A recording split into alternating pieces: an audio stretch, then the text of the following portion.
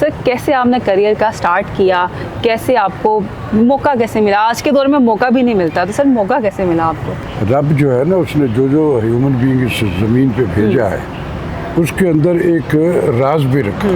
Radio से मेरा आगाज़ हुआ, ऑडिशन दी, ड्रामे की अप्रूव हो गया।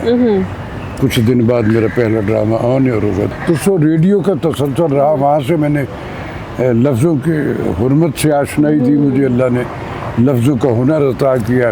टेलीविज़न जो मेरा आगाज़ है वो लाहौर से नहीं है। लाहौर वालों ने मुझे टीवी में घुसने ही नहीं दिया।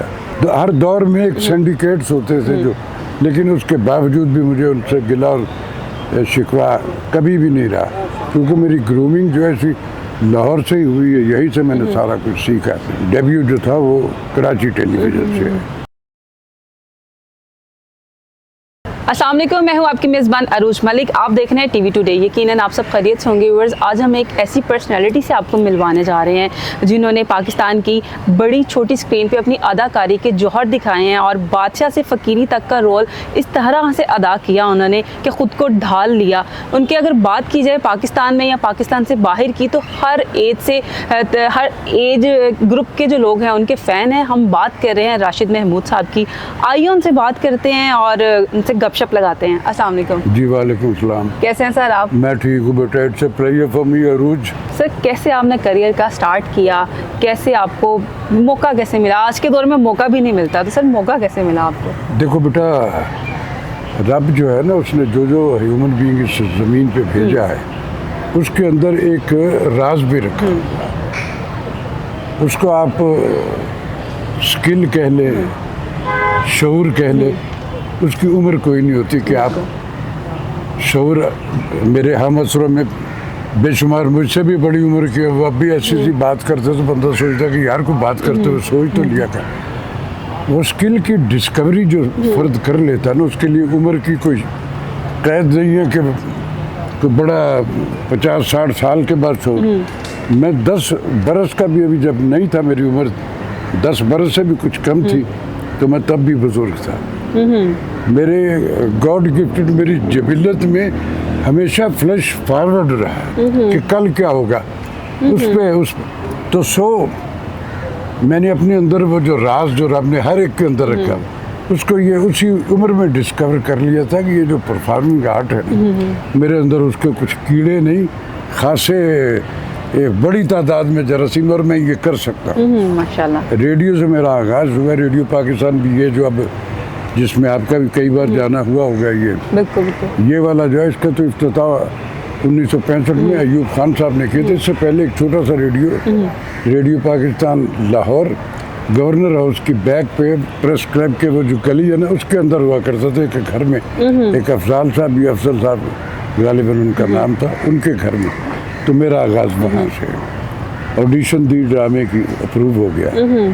कुछ दिन बाद मेरा पहला ड्रामा ऑन एयर होगा। तो इस तरह जितनी भी ऑडियोग्राफी की मुख्तलिफ असनाफ हैं, जितनी भी है, मैंने उन सब पे काम किया जो जो उम्र बढ़ती रही। पहले ड्रामे का क्या नाम था? कल्लो, बानो आपा का लिखा हुआ ड्रामा था, जो बाद में कुछ 37-38 बरस बाद उन्होंने PTV के लिए लिखा।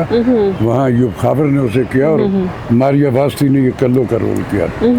ये वो दौर है जब तारिक अजीज़ की उम्र 24 बरस पूरी नहीं थी, बिल्कुल यंग नौजवान लड़के थे। और आपकी क्या एज थी? मैं बता तो रहा हूँ, मेरी 10 बरस भी नहीं, मैं 10 बरस से भी कुछ महीने कम था।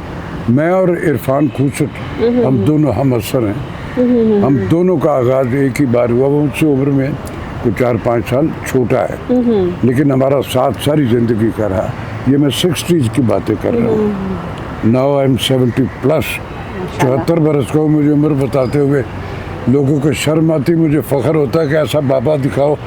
74 बरस का कोई है तुम्हारे शोबिज़ में? किसी का पेट निकला हुआ, किसी के बाल उड़ गए हुए, और कई कहते हैं बाबा तेरे बाल तो हमने जब देखा सफ़ेद ही है। तो मैंने कहा यार वो जो मेरे इसलिए भी सफ़ेद हैं कि मैंने रंगा नहीं इनको। तो जो मेरे हम असर है, उन सब के जो विग होती है वो सफ़ेद नहीं होती, वो जैसी होती है वैसी ही रहती है। तो आप खुद को फिट रखने के लिए क्या करते हैं?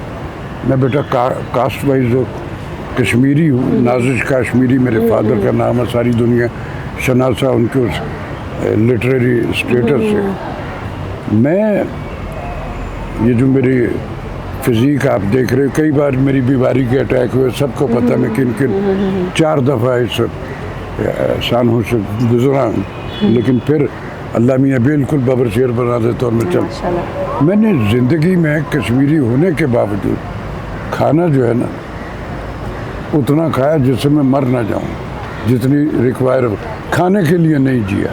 नॉर्मली वैसे लाहौरी जो है वो खाने के लिए नहीं, जीते मैं हैं। बता रहा हूँ ना कि कश्मीरी जो है उनके अब्बा की आमदन अगर 1 लाख है तो उसके बच्चे 80,000 की रोटी खा जाते हैं, बाकी वो 20 पता नहीं कैसे पूरी करता है। तो सो रेडियो का तसल्सल रहा, वहाँ से मैंने लफ्ज़ों की हुर्मत से आशनाई दी, मुझे अल्लाह ने लफ्ज़ों का हुनर अता किया। फिर उसके बाद ये स्टेज जहाँ हम बैठे हुए, यहाँ एक 140 सीट का एक हॉल हुआ करता था छोटा सा, और एक यहाँ खड़ा था जिसपे एक सीरियल के ड्रामे हम यहाँ करते थे या इस हॉल में करते। वो एक टेनोर रहा, रेडियो ब्रॉडकास्टिंग का शोबा भी चलता रहा। कमर्शली जो जितनी भी उसके स्नाफ हैं, मैंने इस मुल्क के अस्करी इदारों के लिए जितनी भी ट्रेनिंग फिल्म जवानों के लिए बनी, जो मुख्तलिफ यूनिट्स में उनकी ट्रेनिंग, वो सारी की सारी मेरी बोली हुई है। इंफॉर्मेशन डिपार्टमेंट की एक नहीं बेशुमार डॉक्यूमेंट्रीज है, कमर्शियल वॉइस में उर्दू, पंजाबी और ज़माने भी सारी बोल लेता हूँ। तो वो भी एक लंबा टेनोर रहा मेरा उसमें। फिर उसके बाद मुझे टेलीविज़न जो मेरा आगाज़ है वो लाहौर से नहीं है। लाहौर वालों ने मुझे टीवी में घुसने ही नहीं दिया, क्योंकि यहाँ हर दौर में एक सिंडिकेट्स होते थे जो, लेकिन उसके बावजूद भी मुझे उनसे गिला और शिकवा कभी भी नहीं रहा, क्योंकि मेरी ग्रूमिंग जो है सी लाहौर से ही हुई है, यहीं से मैंने सारा कुछ सीखा। लेकिन मेरा जो डेब्यू जो था वो कराची टेलीविज़न से है। नसीम इजाज़ी साहब का एक नावल है शाहीन, हिस्टोरिकल प्ले था, बड़ी लेविश कास्ट थी उसकी, और मेगा सीरियल था सड़कों पे। ये वो दौर है जब सड़कों पे लोग खाली सड़कें और ड्रामा देखने के लिए घरों में चल, यही नहीं अब्रॉड में भी होता। तो सो वहाँ से हुआ, फिर और भी एक आध सीरियल मैंने और भी, फिर उसके बाद मैं लाहौर आया, और फिर उसके बाद इस लम्हा मौजूद तक मेरा ख्याल है मैं कोई ऐसा दिन नहीं होगा जब आपको स्क्रीन के आपके घर में दिखा नहीं। उसी के दौरान हमारे यहाँ एक रिवायत है कि जब आप टेलीविज़न पे आपकी फेम होती है तो फिल्म वाले भी आपको बुलाते हैं, लेकिन फिल्म में सरवाइव करना जो होता है ये बड़े नसीबों की बात है। और उसकी ग्रामर फिल्म की जो है, उसके अल्फ़ाबेट्स को, उसकी सारी उस टेक्नोलॉजी को आप अगर शनासा है तो ज़रा थोड़ी आसानी हो जाती है। तो सो फिर उसके बाद मेरी फिल्म का जो है वो दौर हुआ। ये देखो ना, ये जो जा रहे ये तेरे सारे टू बी टुडे के मैं इनके मुस्तकिल मुतासरीन में से हूँ। अच्छा, तो- आपने बात की लाहौर की इंडस्ट्री जी की, बेटे। तो लाहौर की इंडस्ट्री अब तो बिल्कुल लगभग फौत हो चुकी है। जो बेटा हमने बीजा नहीं उसको काटने निकले हुए। बाबा आदम को जब रब ने ज़मीन पे भेजा था, क्यों भेज दिया था? जन्नत में थे अच्छे भले। रब ने पहले ह्यूमन बीइंग पे जब ज़मीन पे जो उतारा उसको, बाबा आदम को क्यों उतारा? क्या ह्यूमन बीइंग तेरे एक्ट पे तेरा रिएक्ट जो है, जन्नत में वो शिक मना थी जिसको नहीं छेड़ना था, छेड़ दी उन्होंने। तो सो मेरे रब ने पहले इंसान पे ये फिजिकल इम्प्लीमेंट्स कर दी कि बेटा तेरा अमल जो है ना उसका रिएक्ट तुझे मिले। हम एक्ट किए बगैर ख्वाब देखने लगे। एस्थेटिक सेंस लेस लोग जब फिल्म इंडस्ट्री में या क्रिएटिव मीडिया में आते हैं तो फिर उसके आफ्टर इफेक्ट यही होते हैं। अच्छा, वैसे लाहौर की इंडस्ट्री में ज़्यादा ज़ातों को ही प्रमोट किया गया। बस वो बेटा होता है ना कि जो सौदा, जो वॉशिंग पाउडर बिकता है वही हद अपने उसमें रख लेते। तो वो जो होता है कमर्शलिज्म जो है ना, जब सिर्फ इकोनॉमिकल इंसेंटिव की दौड़ शुरू होती है ना, फिर उसमें कंटेंट्स जो है वो डिलीट हो जाते हैं, क्वालिटी डिलीट हो जाती, और एक दौड़ हो जाती है कि यार ये गिमिक फलाने किया था तो हम भी करते ही। फिल्म जो है ना क्रिएटिव मीडिया है, ये कोई वो नहीं है कि ठेके, हमारे ठेके पे फिल्में बन रही। अरे क्रिएटिव काम भी कभी ठेके पे होता है। कोई फ्लैट बना रहे हो केक काट के मसाले से बना के बेच दूंगा, गिरता तो गिर जाए। नॉन प्रोफेशनल लोगों के हाथ में आ गया। जिनका इस शोबे से ताल्लुक कोई नहीं। और यही बर्बादी हमारे टेलीविज़न पे भी हुई, यही बर्बादी हमारी फिल्म में भी, यही बर्बादी हमारे इदारों में भी हुई। जिस लोगों को जहाँ होना चाहिए था वो वहाँ नहीं थे। मेरिट का तस्वुर नहीं है मेरे मुल्क में। मुख्तलिफ वो 76 बरस में ऐसे साइंसदान जो है आए और ऐसी उन्होंने इजाज़ात की है कि नेशन का खून कैसे नचोड़ना, आए चले गए। अब तो जो यूथ है वो पढ़ लिख के इस फील्ड में आ रही है, तो कुछ लगता है कि बेहतरी की तरफ जाएगा? जाना तो चाहिए, लेकिन हमारी यूथ जो है ना वो एक बड़ा प्लस पॉइंट है कि इस वक्त लम्हा जो जिससे हम गुजर रहे हैं, इसमें जो हमारी यूथ है उसमें एक जो पॉजिटिव इंडिकेशन जो मेरे उसमें निशानदही में मैंने उसको असस किया वो है कि मेरा आज का जवान और बेटियां जो है ना वो फ्लैश फॉरवर्ड में लिव कर रहे हैं, जो पहले नहीं था। हम अपने फ्लैश बैक की कोटेशन देते हैं आज भी, मैंने भी दिए इसमें अभी कई सारी, लेकिन मैंने सबसे पहले आगाज़ में कहा था कि मैं बचपन ही में फ्लैश फॉरवर्ड में सर्वाइव कर रहा था, मैं पहले से ही बुजुर्ग था। तो सो ये एक है उसमें यह है कि थोड़ा वक्त लगता है। जब खराबियाँ 76 बरस की खराबियाँ आप 76 दिनों में क्या 76 महीनों में भी ख़त्म नहीं कर सकते। हमने मिसयूज़ किया है अपनी उस आज़ादियों को जो हमारे रिलीजन ने हमें दी। आज़ादी जो है वो इंसान का पैदाइशी हक़ है, और रब ने जिस कहीं भी ज़मीन पे जिसको उतारा पैदाइशी हक़ उसने ऊपर से दे के भेजा उसको। और दूसरी जो फिज़िकल इम्प्लीमेंट्स की है वो है positive act, positive react, negative act, after effect negative. तो ये चीज़ें तय करके भेजा। हमने उस पर अमल नहीं किया। हमने उन आज़ादियों को जो हमारे रिलीजन में दी उसको इस कदर मादर पिदर आज़ाद किया कि उसकी आफ्टर इफेक्ट आज हम भुगत रहे। फिर हमारे मुल्क में कर्ज़ों का ये जो हुआ कि जी ये हुआ सर्वाइवल के लिए, जितने हमारे सब के सब बड़े लोग हैं मेरे मुल्क के, सब पे कोई ना कोई एलिगेशन है। एक भी इब्ने मरियम नहीं है, मैंने तो 76 बरस में नहीं देख, सब पे कोई ना कोई इसने ये कर दिया, इसकी जायदादें वहाँ, इसकी फला। और ये मैं नहीं कह रहा, ये आप नहीं कह रहे, ये खुद कहते हैं। और रोज़ उनके डिसाइडेड जो सबूत हैं वो टेलीविज़न पे भी दिख रहे हैं, मीडिया में भी, वो भी एक दूसरे अदालतें भी बता रही, उनके मुख्तलिफ कंसर्न जो है वो भी जो इससे रिलेटेड है हमारे इदारे वो बता रहे कि ये हो गया। आपने माशाल्लाह इतने अदवार देखे हैं, तो आप किस दौर में खुश थे? या लगता है कि पाकिस्तान जो है खुशहाली की तरफ था? सिस्टम से आप नाराज़ ही लग रहे हैं वैसे।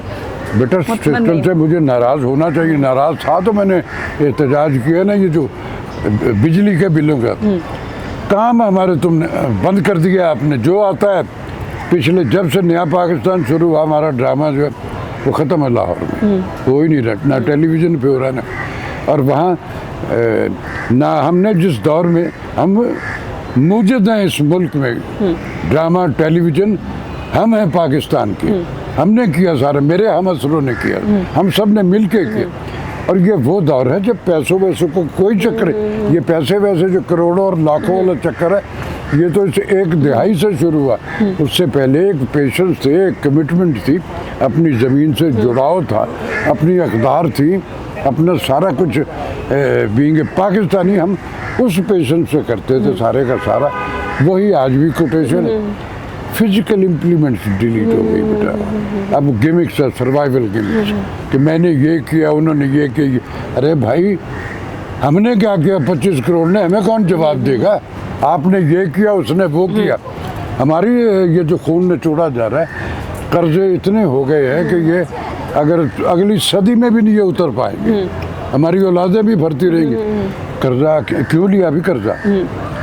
कहते जी इसका क्या क्या राज साहब आप बड़ा शोर में, इसका हल क्या है? मैंने कहा मैं बताता हूँ, एक दिन में सारे कर्जे उतर जाएंगे। कैसे उतर जाए? मैंने कहा जिन जिन पे एलिगेशन है, खरबों और मिलियनर बिलियनर है वो सारी जायदादें, अरे फॉर गॉड सेक उसको पाकिस्तान में ले आओ, आप ले आओ अपने सारे एसेट्स यहाँ ले आओ, सभी भी ले आओ। अल्लाह मियाँ भी आपको आपके इन कोताहियों से जो हुई है ये नहीं हुई आप जानते हो या रब जानता, लेकिन कहा यही जाता है। मेरा रब जो है जब आप कन्फेसेस अपनी कोताहियों का कर लेते हो तो ऐसा मेहरबान है कि वो एक सेकंड में मानता और क्लियर कर देता आपको। फिर नेशन जो है, जब हमारे हम तो हाथ चूमते हैं अपने जो इस ज़मीन के वेलविशर उनके, और जब सारे आप आएंगे एक दिन में मेरे सारे कर्जे उतर जाएंगे। आप लाओ तो सही, आपका सारा कुछ बाहर है, हमारी हड्डियों से खून भी निचोड़ रहे। बिजली जो है, ये जो IPPs जो है, अरे अरबों रुपया वो बिजली दे ही नहीं रहा, और कह रहे अरे कौन हो तुम लोग? ये सब वो साइंसदान हैं जो आइंस्टाइन हैं, जो खोजल इजाद करते। मुझे था कि इस नेशन को इनका खून कैसे निचोड़ना, और अपनी सर्वाइवल के लिए हर चीज़ जो उनकी मर्जी से चल रही है, हर चीज़ जो है वो अपने हिसाब से, हर आसानी और जो नहीं होती वो रोज़ अपने लिए वो मरात पार्लियामेंट में बैठ के क्रिएट कर लेते। एक दिन में कई बिल पास होते और हो जाते थे। अरे इस नेशन के बिल और दिल वो कौन भुगताएगा भाई? तो जब तक हम हैं तो पाकिस्तान है ना, हम भेजते हैं ना वोट दे के आपको। तो बराए करम फिजिकल इम्प्लीमेंट्स करें, लोगों को आसानियाँ अता करें। गरीब आदमी बहुत बुरा हाल है उसका जीना मेरे जैसे। अब देखें, सारी ज़िंदगी बिल देता भी थे। अब मैंने जब एहतजाज किया था तो बिल पहले पे किया 45,000 कुछ का। मेरे जितने यूनिट थे, मेरा 45,000 बल्कि 800 कुछ रुपए का था 45,000 का, और यूनिट था 701। उसी के मुकाबले में उसी दिन मेरे किसी दोस्त ने मुझे एक अपने वापडा के जो मुलाजिम थे उनका एक बिल भेजा, जिनके यूनिट थे 885 और उनका बिल था 1102 रुपये। अरे मामा लगता है वो, तनख्वाह नहीं लेता, इंसेंटिव नहीं लेता, उसका बिल क्यों? ये जो खांचे, ये जिन साइंसदानों ने अपने अपने डिपार्टमेंट में ईजाद किए, इस मुल्क की बर्बादी के जिम्मेदार वो सारे के सारे। आप अपना इंसेंटिव तो कोई नहीं छोड़ते। कहा गया कि जी चले आप अपने खर्चे, अपने प्रोटोकॉल उस पर ये जो लेवल, इसको स्क्वीज करें। दुनिया में बड़ी से बड़ी जो सुपर पावर्स हैं, उनकी वो जो मिनिस्ट्री जो होती है 12 या 13 14 से ज़्यादा नहीं होती। हमारे एक प्रोविंस के 40 मिनिस्टर, और उसी तरह मल्टीप्लाई का, और उनके रोज़ वो जो वेजेस हैं वो बढ़ रहे हैं। फॉर गॉड सेक यार, ये सब कुछ यही रह जाना। आपके बिल वाली जो वीडियो है बहुत ज़्यादा वायरल हुई, लेकिन अब कोई जो नया बिल आया उसमें कोई रिलैक्सेशन मिली? नहीं बेटा, कुछ नहीं, अभी तक तो वो आया ही नहीं रिलैक्स वाला। आज मैंने रात एक पोस्ट डाली उस पर फेसबुक पे कि जी मैं इंतज़ार में हूँ उस खुशकुन खबर के कि जिसमें ये 14 रुपए की उसकी होगी, लेकिन अभी तक बिल नहीं आया। फिर मैंने जो हमारे समानाबाद जो मुतल्लिका वो SDO साहब हैं, उनको 2-3 बार फ़ोन, उन्होंने कहा कि डॉक्टर साहब आप इजी रहे, वो बिल पहले तो उन्होंने मुझे कहा कि जी शायद मंगल को मिलेगा, लेकिन मंगल आज तो बुध भी हो गई, अभी तक तो नहीं मिला। फिर मैंने कहा कि मैं कुछ पैसे बचा के फिर मैंने अपने एक मुख्तलिफ ज़रूरतों को कट करके वो रखे हुए, और मैं उस टेंशन में हूँ कि पता नहीं ये खुशकुन होगा या मज़ीद को बड़ा सदमा आने वाला है जो अचानक हमारे सर पे। तो देखते हैं क्या होता है। अच्छी बात है आपको ये रियायत जो है, हमने हमारे बिलीव्स और ईमान जो है वो IMF जो है उस पर तो आ गए, उस पर बिलीव्स पक्के हो गए। रब के अहकामात, मेरे नबी ने जो कहा, मेरे कुरान ने जो कहा, वो हमारे अंदर नहीं उतर रहा है। हम अपने सर्वाइवल के लिए काहे को कर्जे ले रहे हो भाई? सूद की वापसी के लिए? कौन सी? ऐसे नहीं होता है। फिजिकल इम्प्लीमेंट्स करें, गलतियां होती हैं सबसे, कोई भी एक भी इब्ने मरियम नहीं है। 76 बरस से ये स्टार्ट हुआ और इस लम्हा मौजूद तक यही कुछ हो रहा है। अच्छा, आपने वापस बात करते हैं इंडस्ट्री की, आपने लाहौर की इंडस्ट्री में भी काम किया और कराची में भी, डिफरेंस क्या आपको फील हुआ? कराची जो है ना वो कंपैरेटिवली प्रोफेशनल एटीट्यूड में, हमारे यहाँ चंद लोग हैं जिनके साथ मैंने तो सबके साथ किया, जिनमें से दे आर ऑल कमिटेड, कहते तो हैं लेकिन सारे कमिटेड नहीं हैं। सारे जो हैं वो जो कह रहे होते हैं अपने उस टीम के लोगों को, उसकी आफ्टर इफेक्ट वो नहीं होते। बचत पे नज़र होती है कि पैसे दिए बगैर ही मैं कुछ कर लूँ, ये कर लूँ, वो कर।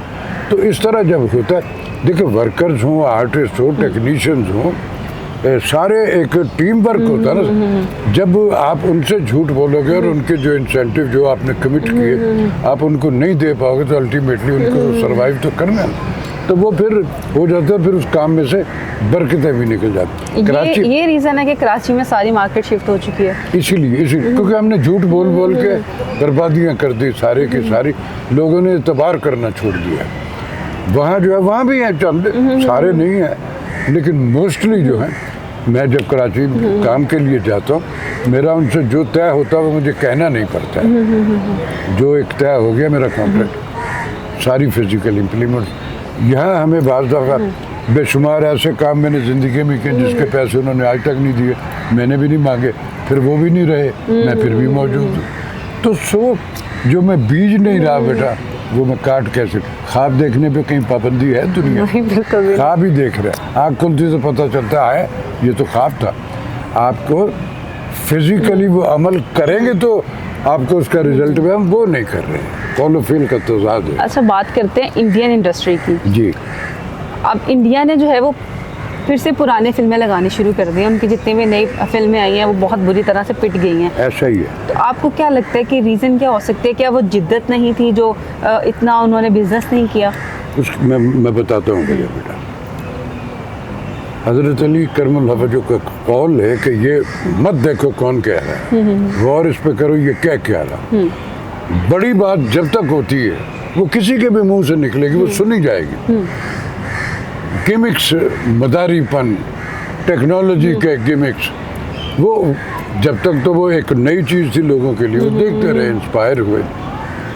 वहाँ की इंडस्ट्री में, साउथ की जो इंडस्ट्री है उसने बॉलीवुड को भी डोमिनेट कर दिया है। क्रिएटर जो होता है ना उसके लिए कोई रंगो नस्ल ये नहीं कि रॉबर्ट डी नीरो ही मुंह से आग निकालेगा, और भी बेशुमार उनसे ज़्यादा आग निकालते। तो आपका क्रेडिट, आपकी आउटपुट, जब तक आपके पास सब्जेक्ट थे आप नई से नई बात करते रहे। जब आपके लिखारी वो वाले थे जो आज भी जिनके कोट किया जाता, जो वो ख़त्म हो गए। अब गेमिस के लिए ये जो वेबसाइट है उस पर भी आके बड़े बड़े एक बरज़ख एक आया था, क्या कंट्रोवर्सी हुई उसकी। ये गिमिक थे, उसमें मेरे आर्टिस्ट जो वो मासूम लोग हैं, वो उनको ये पता ही नहीं होगा कि हमें क्या करने है, क्योंकि उन्होंने स्क्रिप्ट तो देते नहीं है ना। तो मैंने उन बच्चों से भी एक गुफ्तगू में यही गुजारिश की थी, कह रहे बेटा सबसे पहले मैं सारी ज़िंदगी में कराची में जितना का मेरी पहली शर्त होती है यार मुझे स्क्रिप्ट वो भेजते हैं कि 26 है तो 13 तो भेजो, मैं 13 तक तो देखूँगा कि मैं कुछ जादूगर हूँ जो आप आएंगे आके मुझे कहेंगे ये कर दो, कैसे कर दूँ। तो सो ये प्रिकॉशन गिमिक से ज़्यादा वो रेटिंग है। ट्रंप ने अमेरिका में जब वो इलेक्शन आ रहा था उसने कहा फ्रॉड हुआ है, तो किधर की रेटिंग उससे बड़ी, तो आप कहते हो सुपर पावर कोई। तो कंटेंट्स नहीं होंगे, क्वालिटी नहीं होगी, डिवोशन नहीं होगी, सारी टीम ने मिलके एक पर्टिकुलर एफिलिएशन में, कम्युनिकेशन में उनके टिप्स नहीं बजेंगे तो उसके आफ्टर इफेक्ट भी जो है वो भी फिर वैसे ही। इसके लिए डिवोशन चाहिए, एक नेक नीयती चाहिए, एक कंट्रीब्यूशन चाहिए और ईमानदारी से चाहिए। आप सब जब मिलके करते हो तो उसके रिजल्ट और।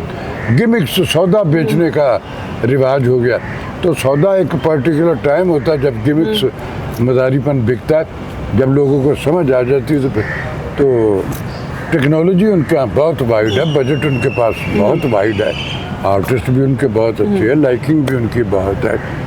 लेकिन बात फिर वही है कि बड़ी बात होगी, एक्सक्लूसिव बात आपके पास होगी तो सुनी जाएगी। राइज मोमेंटम में हमेशा जो चौंका देता है किसी अपने उसी बेस पे जिस पे सब बना उसने अचानक बना, और उसमें उसने एक ऐसी इंटरप्रिटेशन थी उसको, अरे लोगों ने कहा यार ये तो हमने गौर ही नहीं किया, दैट्स द पॉइंट, वो डिलीट हुआ। टीवी टुडे के व्यूअर्स को क्या मैसेज कन्वे करना चाहेंगे आप?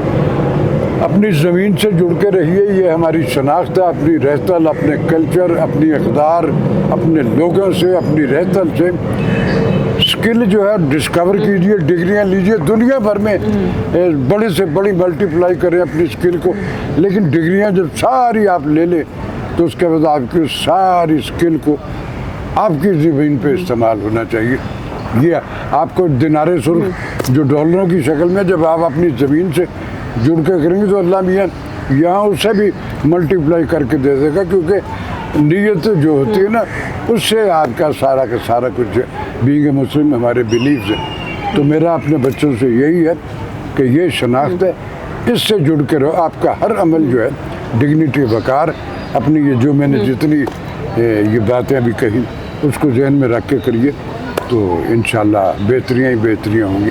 वो क्या है, एक शेर है ज़हीर काश्मीरी साहब का कि हमें खबर है हमें चरागे आखिर शब, हमारे बाद अंधेरा नहीं उजाला है इंशाल्लाह। इंशाल्लाह। बहुत शुक्रिया सर आपके Thank वक्त you, का। बेटे, thank you. जी व्यूअर्स, यकीनन आपको गुफ्तगू बहुत पसंद आई होगी, आपको बहुत कुछ सीखने को भी मिला होगा। इसके साथ ही अरूज मलिक को दीजिए इजाज़त, मिलते हैं अगले प्रोग्राम में। अल्लाह हाफ़िज़।